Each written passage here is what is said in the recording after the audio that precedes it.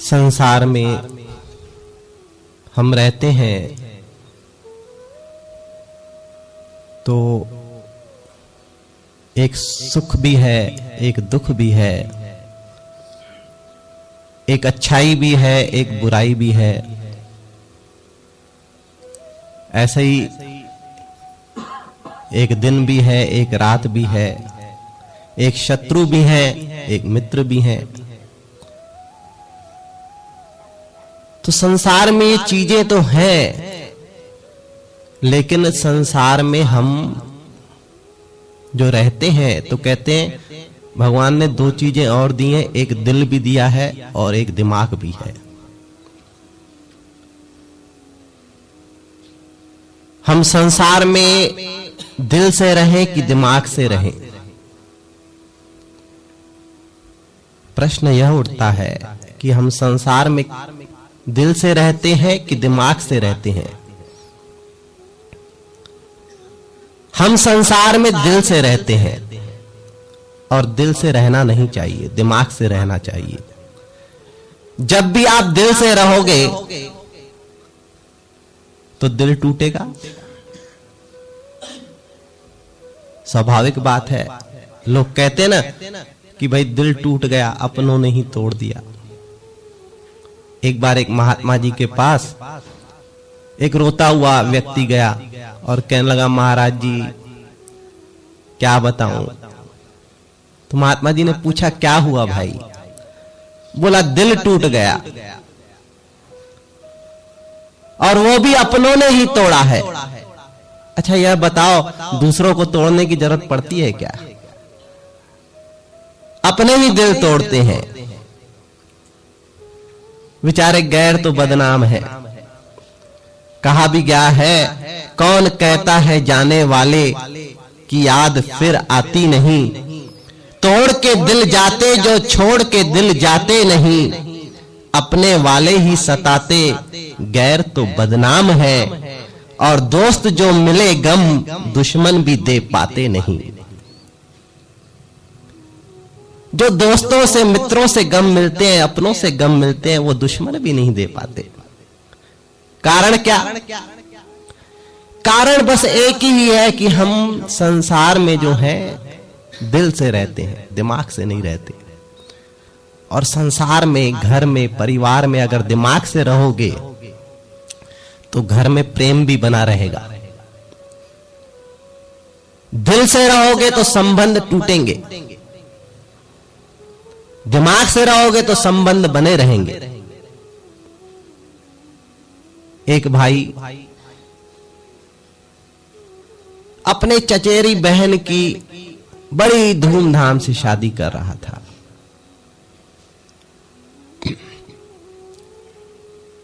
लोग देखने वाले दंग रह गए।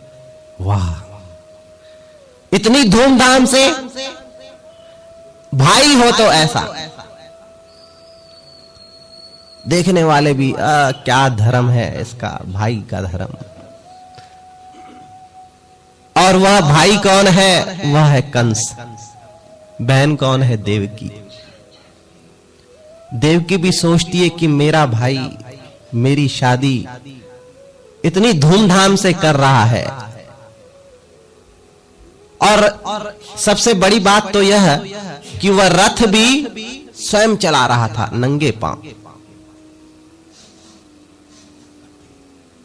सारथी को उसने हटा दिया कि रथ मैं चलाऊंगा, मेरे बहन की शादी है। लेकिन भगवान श्री कृष्ण ने सोचा कि मां को जरा यह तो बता दे कि यह जो भाई है तेरा, यह तेरा नहीं है। बस उन्होंने आकाशवाणी कर दी, अरे कंस, तू जिस बहन की शादी कर रहा है बस उसका 8वां लाल ही तेरा काल बनेगा।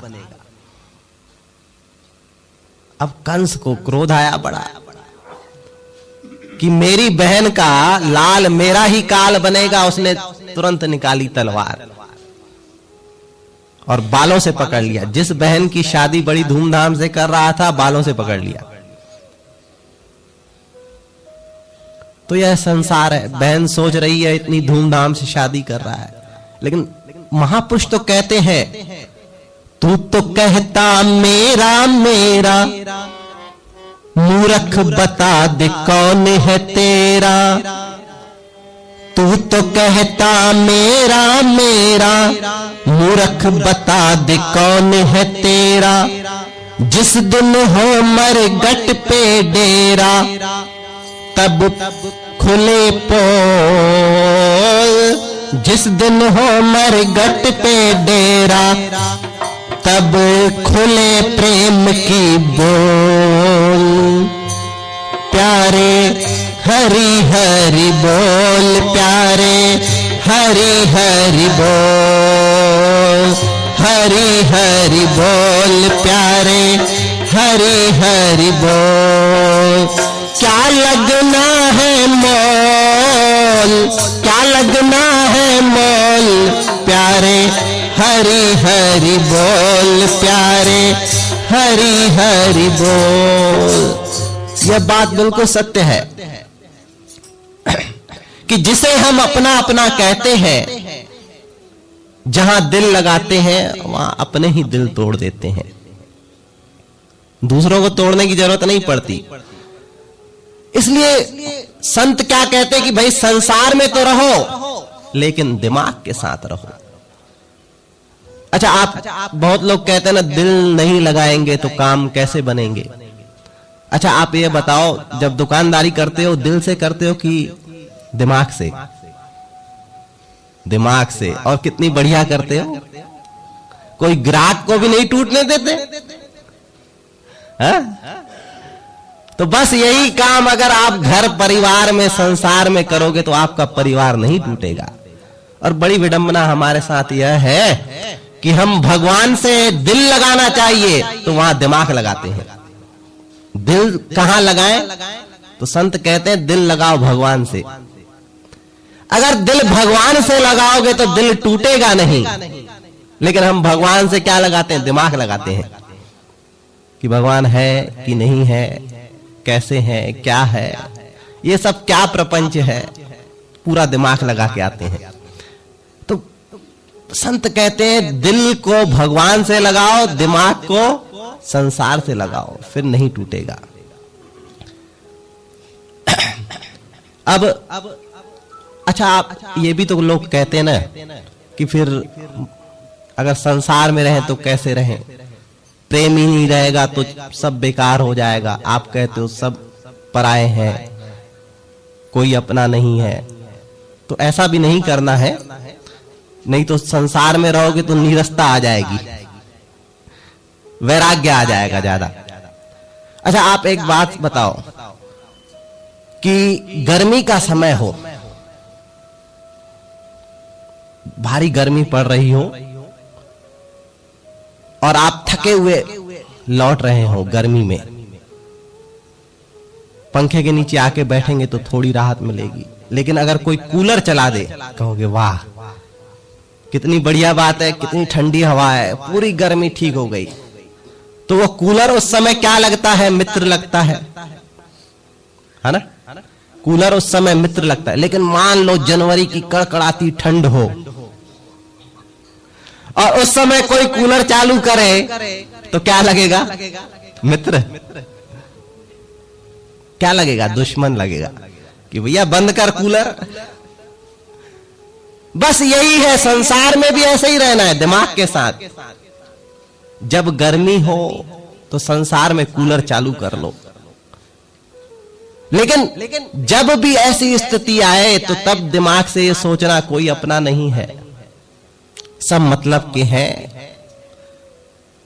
जिन्हें हम हार समझे थे गला अपना सजाने को, वही अब नाग बन बैठे यह जीवन खाने को। बस यही कंस ने भी किया अपनी बहन के साथ।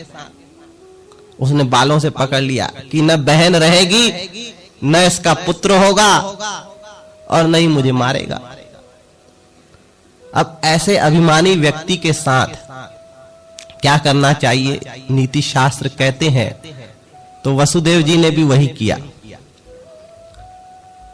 उन्होंने कहा, कंस तुम इतने प्रतापी, इतने शक्तिशाली, अपनी बहन के साथ क्या कर रहे हो? और वह तो स्त्री है, तुम्हारी दुश्मनी क्या है इससे? मैं तुम्हें वचन देता हूं, जब इसका पुत्र होगा मैं तुम्हें ला करके दूंगा, 8वां पुत्र। तो कंस ने भी सोचा यह बात ठीक है, वैसे अगर यहां पर कुछ करूंगा तो बदनामी होगी, इसलिए उसने कहा अच्छा जाओ रहो, लेकिन याद रखना जहां रहोगे घर में वहां पहरेदारी होगी। अब बात भी बड़ी विचित्र है, या कथा भी बड़ी विचित्र है। अब घर में सुख से रह रहे थे, लेकिन नारद जी आ गए, कंस के पास पहुंच गए और एक कमल का फूल लेकर के आए। अष्टदल कमल, 8 दल होते हैं कमल में। अब गिनती गिनने लगे, 1 2 3 4 5 6 7 8, फिर इधर से गिने, फिर उधर से गिने। तो कंस पूछता है, महाराज क्या कर रहे हो आप? बोले इस गिनती गिर रहा हूं, सोच रहा हूं इसमें पहली पंक्ति कौन सी है और 8वीं कौन सी है। अब नारद जी, कंस कहने लगा, महाराज ऐसे कैसे पता चलेगा? कहीं से भी शुरुआत करो वो पहली है, और कहीं पे भी समाप्त करो वो 8वीं है। तो कंस से नारद जी ने कहा, तो तुम तो कहते हो कि देवकी का 8वां लाल ही तुम्हारा काल है, लेकिन कौन सा 8वां है पता कैसे चलेगा? बस अब कंस को दिमाग में बात आ गई कि सब पुत्र लाके दो और इनको जेल में डालो। अच्छा, कभी कभी बात क्या लगती है, अगर विचार से देखा जाए तो नारद जी ने सही किया आपके विचार से। बेचारे सुख से रह रहे थे, हाँ? सही किया? नहीं किया। बोलो ना भाई, सही किया? नहीं किया। लेकिन संतों की दृष्टि से आप देखोगे तो सही किया। इसमें भी पॉजिटिव निकालते हैं। देखो, आपको तो इसमें भी पॉजिटिव नहीं निकाल सकते, लेकिन इसमें भी पॉजिटिव संत कैसे निकालते? कहते बिल्कुल सही किया। भाई जैसे ऐसे समझ लें, किसी को फुंसी हो जाए और वह डॉक्टर के पास जाकर के कहे कि जी फुंसी हो गई है डॉक्टर साहब, तो डॉक्टर साहब एक गोली देता है और कहता है कि जाओ गोली खाओ और फुंसी ठीक हो जाएगी। अब वह घर आकर के छोटी सी फुंसी है, क्या गोली खाना, वह रख दे, 2-4 दिन न खाए। ऐसा हुआ है बहुत लोगों के साथ। तो जब वह गोली नहीं खाते, फिर डॉक्टर के पास जाए और कहेगा डॉक्टर साहब फुंसी तो बढ़ गई, तो डॉक्टर कहेगा अब गोली से ठीक नहीं होगी, अब इसे ऑपरेशन करना पड़ेगा। तो डॉक्टर साहब ऑपरेशन करके ठीक कर दो, लेकिन अभी ऑपरेशन के लायक नहीं हुई है, इसे अब गोली देता हूं या और बढ़ जाए। तो वही डॉक्टर जो गोली देता है बढ़ने की ताकि ऑपरेशन करने लायक हो जाए, बस ऐसे ही भगवान उसका ऑपरेशन करना चाहते थे। तो नारद जी ने जाके गोली दे दी कि और बढ़ जाए। कहते ना, पाप जब पाप का घड़ा पूरा भरता है तब फूटता है, ऐसे नहीं फूटता।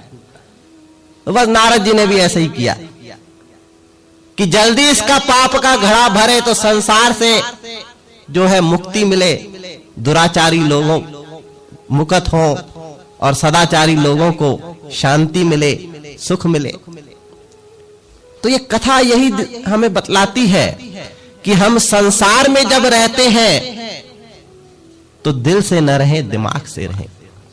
आप जो कहते हो कि संसार मेरा है, मेरा है, मेरा है, बस वहीं धोखा खाते हो, क्योंकि दिल लगा रहता है और दिल टूटता है, हर किसी का टूटता है।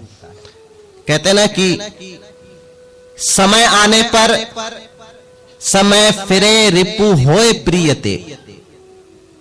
अच्छा, आप ऐसे देखो कि जो शत्रु हैं आज, जो शत्रु हैं वो कभी मित्र नहीं बनते क्या? बनते हैं कभी ना कभी। अच्छा, जो कभी मित्र हैं वो शत्रु नहीं बनते क्या? बनते हैं। तो ये समय का फेर है, कोई किसी की गलती नहीं है। ये दिमाग से सोचना चाहिए कि समय का फेर है। किसी ने बहुत सुंदर कहा है, अपना प्रारब्ध जैसा जहां से वैसे परिणाम मिलते वहां से, मीठे फल लगे अब कहां से, बीज कड़वे ही तो बो चुके हैं, राही जागो हुआ सवेरा, पूरी रात अब सो चुके हैं। तो यह जो है ना, संसार में जब हम दिल से रहते हैं तो क्या होता है, रिएक्शन हो जाता है। क्या होता है, रिएक्शन। तो जब रिएक्शन होता है तो वहां क्या जरूरत है, एक्शन की जरूरत है। एक्शन की जरूरत है, इसलिए ये डायरेक्शन की जरूरत है। अभी क्या हो रहा है, डायरेक्शन। तो जब डायरेक्शन ठीक मिलेगा तो एक्शन क्या हो जाएगी, ठीक हो जाएगी। तो भैया हम संसार में रहे तो एक्शन ठीक से करें, नहीं तो रिएक्शन हर जगह होगा, हर जगह आपका दिल टूटेगा। तो इसलिए दिल को भगवान से लगाओ। अगर दिल को भगवान से लगाओगे तो वहां दिल टूटेगा नहीं, और दिमाग को संसार में रख करके चलोगे तो आपका जीवन जो है सुखमय हो जाएगा, आनंदमय हो जाएगा, फिर दिल नहीं टूटेगा। आप समझ जाओगे कि संसार तो ऐसा ही है भैया, अपने ही दिल तोड़ देते हैं। फिर आप ये नहीं कहोगे कि किसके लिए करें, दिमाग से करो, जैसे ग्राहक के लिए कर।